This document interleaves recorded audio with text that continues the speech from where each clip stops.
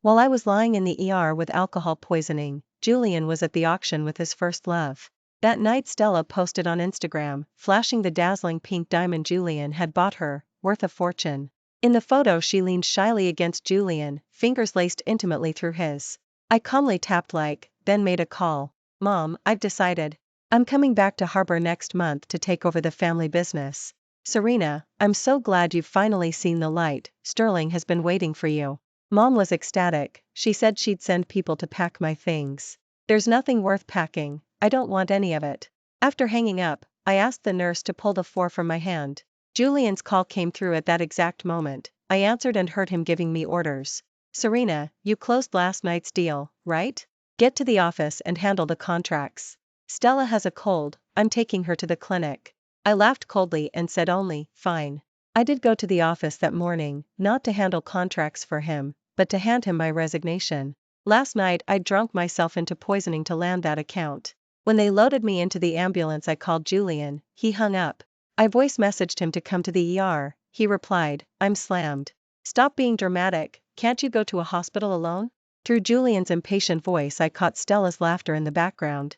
It all suddenly felt pointless. When I reached the office, Julian had already taken Stella to the clinic and come back. Except Stella's face was rosy, she didn't look sick at all. Julian was personally moving her into her new office. A while ago he'd told me Stella would be joining the company when she returned from abroad. Her office sits right next to his, bright, spacious, perfectly positioned to catch the sun. It had been emptied an entire month in advance. Back then I'd asked to move there. My current cubbyhole was cramped, cornered, sunless, buried under files. Julian just shook me off. You're used to that spot, so am I. Switching would be inconvenient. Turns out he'd kept it vacant for his first love all along. When he saw me, he waved me over. Serena, Stella's on the team now. She just got back, look after her. Stella stretched out her hand, the one with the pink diamond, cooing, big sis Serena, I'll need your help, I'm clueless here. Don't misunderstand, Julian and I were each other's first love, but we broke up peacefully and lost touch. I only looked him up because I'm desperate. You're not mad, are you? I tucked my mouth into a smile and glanced at the rock on her middle finger. I don't mind, your pink diamond's lovely. Oh, Julian insisted on giving it to me for my birthday, but that's not till next month. I said nothing more, I excused myself and walked away. Julian watched our exchange and kept silent. I'd first seen that pink diamond in a fashion magazine and fallen for it, I even dog-eared the page. I know Julian noticed, I came out of the shower and found him studying that exact page. I thought he'd realized I loved it. Now I see I fooled myself. Stella's birthday is next month, but he bought the gift early and spent a fortune. He forgot mine is next week. The auction night clashed with a crucial client dinner. Without hesitation he dumped the clients on me, told me to drink them into a deal, and explain his absence. I drank alone with those seasoned boozers until my stomach pumped itself empty, while he left me for dead in the ER. I was sorting the papers I needed signed when Julian walked in and placed a mochi on my desk. Eat something sweet. That he even thought of me felt surreal. Was this an apology or a bribe? I was hungry, so I opened the box and bit in, only to taste mango. I spat it out fast, I'm allergic. After 3 years together, Julian still doesn't know. I tossed the mangled mochi, nauseated, and went to the pantry to rinse my mouth. Throwing trash, I spotted the takeout receipt, buyer Julian, matcha milk crepe for any complimentary mango mochi. Passing Stella's office, I saw her fork deep into the matcha milk crepe. Julian had ordered dessert for her. My mochi was a freebie she couldn't eat because she's allergic to mango. He didn't know I am too. I cracked up, how laughable, how pathetic.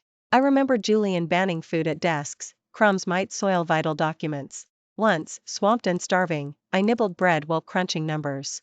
He caught me, chewed me out in front of the whole floor, docked me $50 as a warning. Now Stella gets a free pass. Our relationship has been strictly underground. The day we got together, Julian made it clear he didn't want the office to know, said gossip would hurt me. I agreed without protest for 3 full years. It feels pointless now. I picked up the stack of documents, my resignation inside, and walked into Julian's office. These contracts need your signature, they're urgent and need to go out today. He flipped through without reading and started signing. He trusts me, he never checks. If I said something was fine, he stamped it, so I'd slipped my resignation in, certain he'd never notice. When he finished, he handed the folder back, then added, Stella and I are just friends. She's new in town, I'm the only person she can turn to. Serena, you're not petty enough to mind, right? Petty, cute word, he was roasting me over his own fire. I shrugged and smiled. What kind of friends pose hand in hand? His face darkened. A ton of guys are chasing her, she's exhausted, so we staged a photo to shake them. Don't be so insecure. She's alone, I'm only helping. I waved it off, still smiling.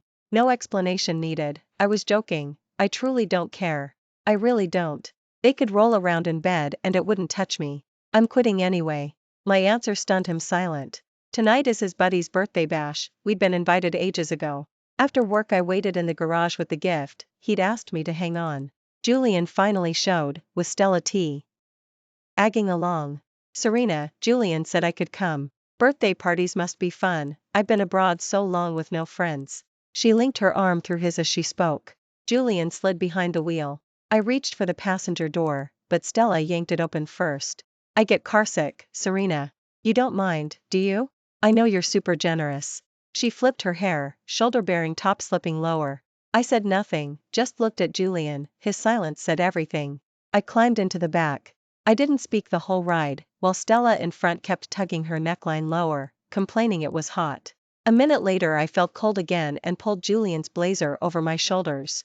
He didn't flinch, just kept that soft, practiced smile while he nudged the thermostat up, then down, like the perfect gentleman. I remembered the night I'd complained the car was freezing and asked him to raise the temperature. He'd glanced at me with flat eyes and said, I'm not cold. Next time bring a sweater. No concern, only contempt. At the venue Stella planted herself next to Julian, and he didn't object. He introduced her to everyone with effortless charm. This is my old friend Stella. The more the merrier. The rest of the group just smiled, pity flickering in their eyes as they looked at me. After dinner we moved to a bar for drinks and games. I hadn't planned on going, but Stella caught my hand. Come on, Serena, join us. The birthday girl chimed in too, so I tagged along to keep the mood light. A few rounds in, Stella, already flushed from a single cocktail, slumped against Julian, letting her head drift toward his chest like a wilting flower. Someone suggested truth or dare. The bottle stopped on Stella first. She chose dare and drew the card, kiss one of the guys in the room. Oh my god, how can I do that? The only man I know here is Julian, she squealed. Shock colored her face, but I caught the quick spark of delight in her eyes. She shrank against Julian, all coy innocence. Julian. Can I pick you? The room went dead quiet. Every gaze swung to me, waiting for fireworks. I looked at Julian, he neither refused nor agreed. Don't look at me. Ask Julian, I said calmly, even smiling.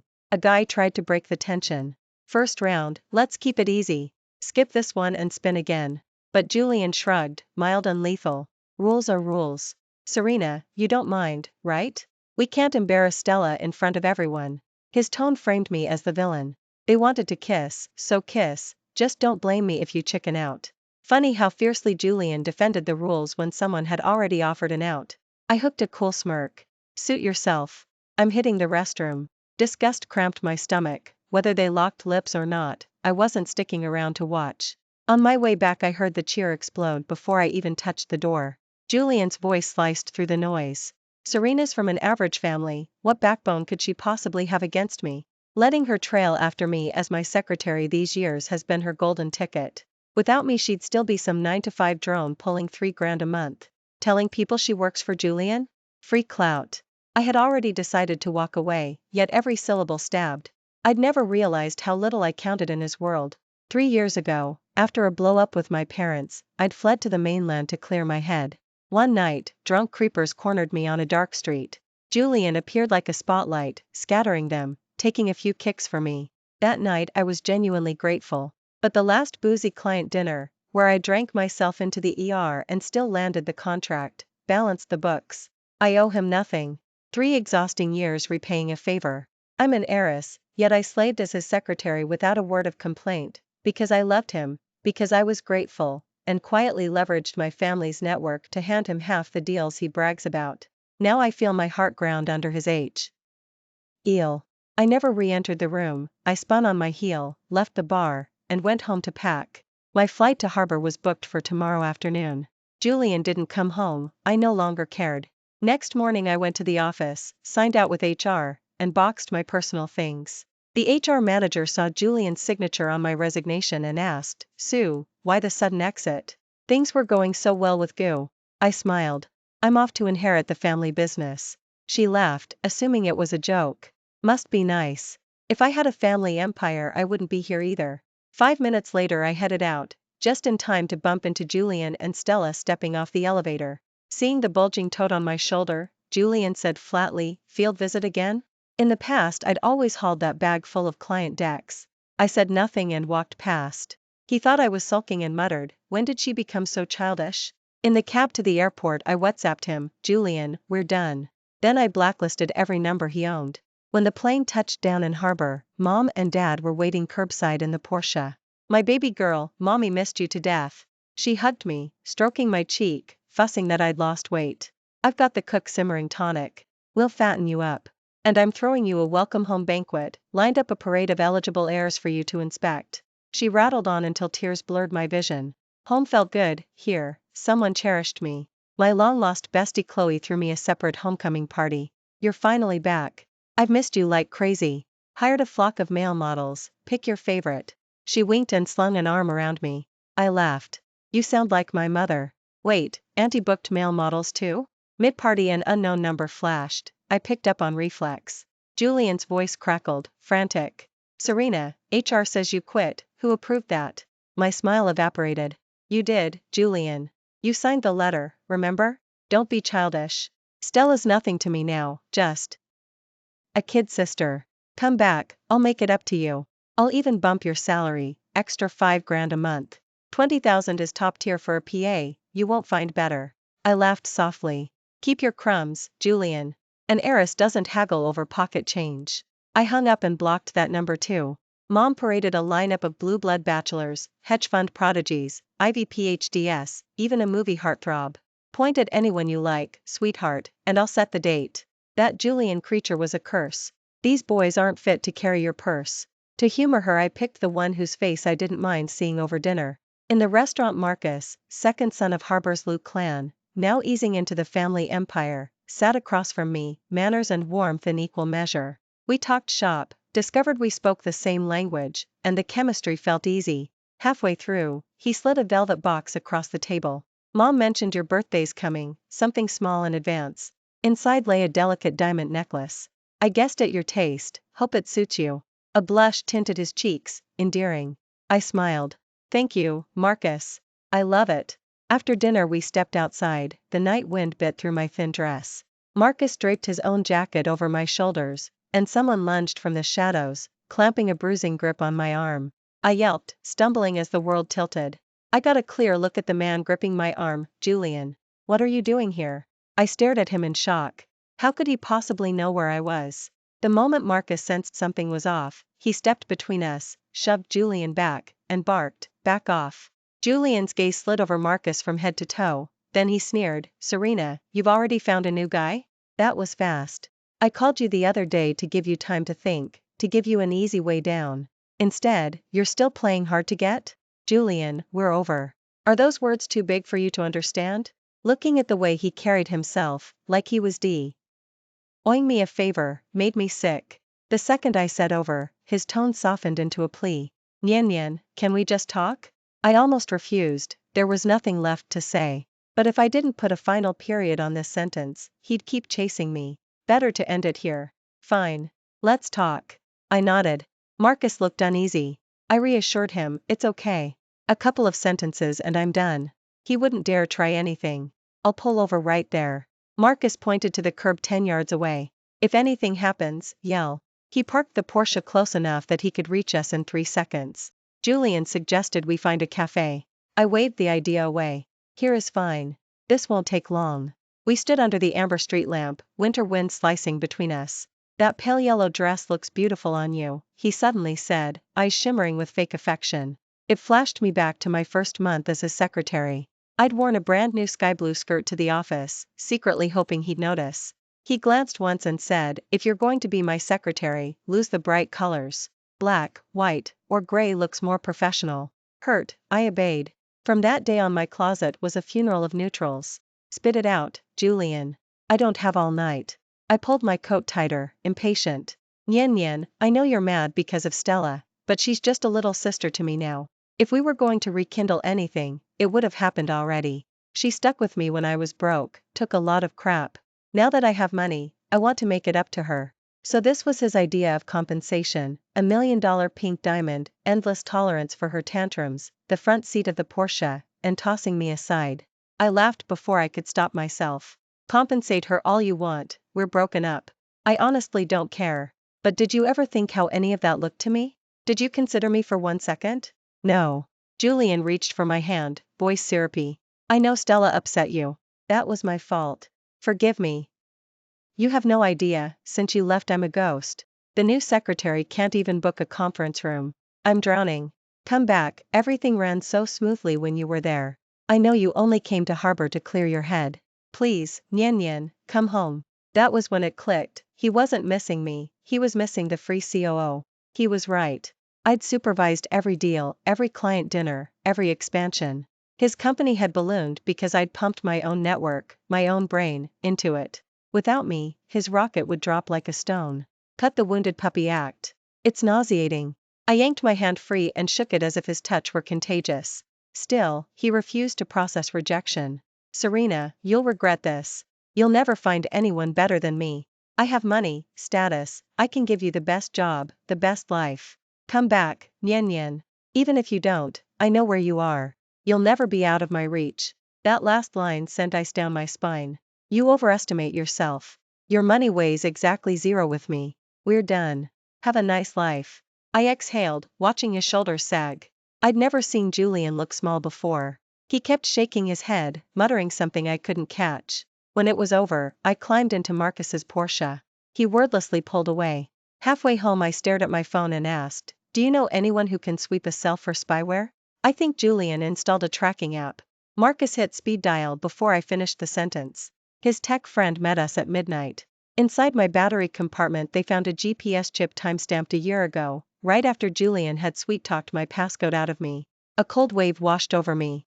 Every late-night walk, every secret hotel, every cry in the car, he'd watched it all. I hurled the phone into the harbor on the way home.